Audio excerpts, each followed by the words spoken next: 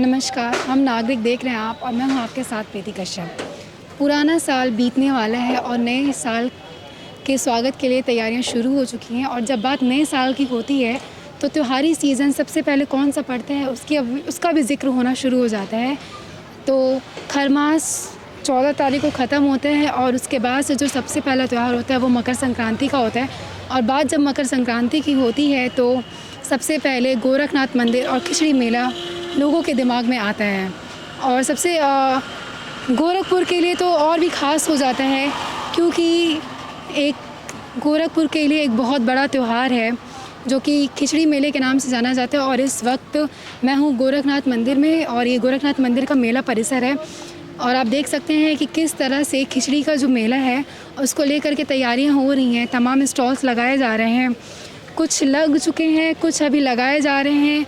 यानी कि कह सकते हैं कि जो तैयारियां हैं वो अभी पूरी तरह से पूर्ण नहीं हुई हैं। और एक महीने तक जो पूरा मेला चलता है, 1 महीने से ज़्यादा भी वक्त हो जाता है, तो उसको लेकर के अभी से तैयारियां शुरू हो चुकी हैं। और इसका जो खुद दिशा निर्देश हैं, क्या तैयारियां हैं, इसका जायज़ा खुद मुख्यमंत्री योगी आदित्यनाथ लेते हैं कि कैसी तैयारी की जाएंगी, सिक्योरिटी कैसी रहेगी, लोगों जो श्रद्धालु आएंगे दूर दराज से उनके लिए क्या व्यवस्थाएं रहेंगी। आपको बता दें कि ये गोरखपुर तक ही सीमित ना रह करके गोरखनाथ मंदिर की काफ़ी पुरानी मान्यता है खिचड़ी मेले की। और दूर दराज से, नेपाल से लेकर के बिहार तक, अन्य देश के कोने से श्रद्धालु यहाँ पर आते हैं खिचड़ी चढ़ाने बाबा गुरु गोरखनाथ को। और इसको लेकर के जो श्रद्धालु हैं और खिचड़ी पर्व को देखते हुए तमाम तैयारियां की जाती हैं मंदिर प्रशासन की ओर से।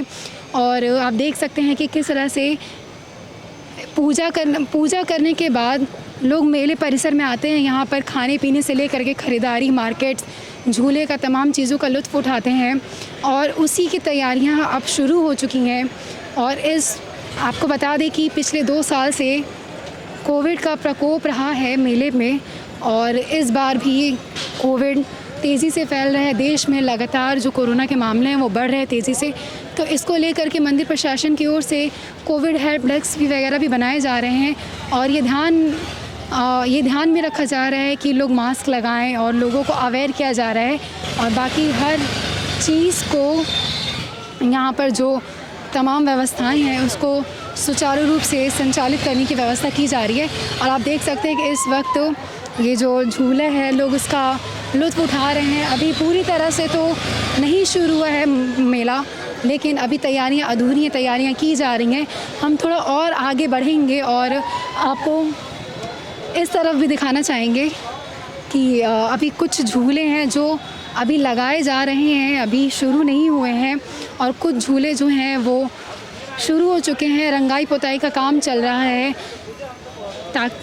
और काफ़ी और कितना ज़्यादा आकर्षित मेले को बनाया जा सके उसको लेकर के तैयारियां की जा रही हैं। का दृश्य देख रहे हैं, ये मंदिर का हिस्सा है। यहाँ पर मंदिर है, मुख्य मंदिर है, मंदिर का गेट है।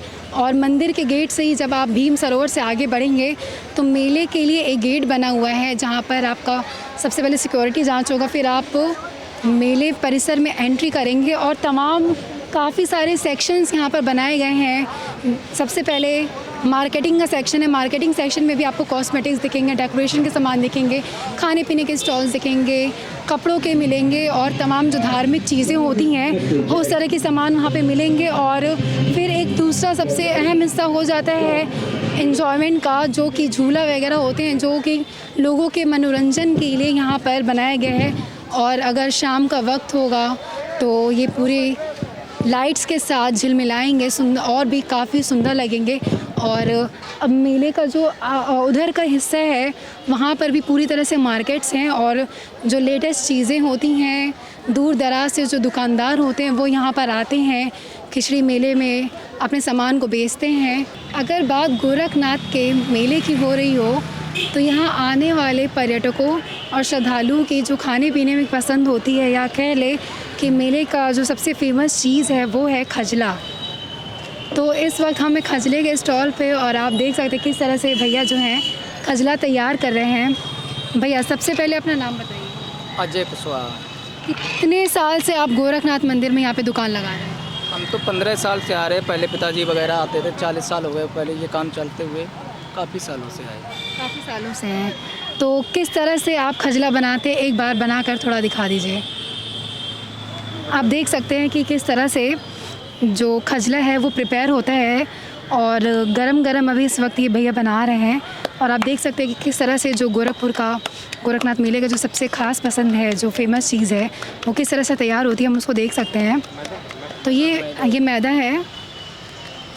इसमें किस किस चीज़ से मोयम आप देते हैं?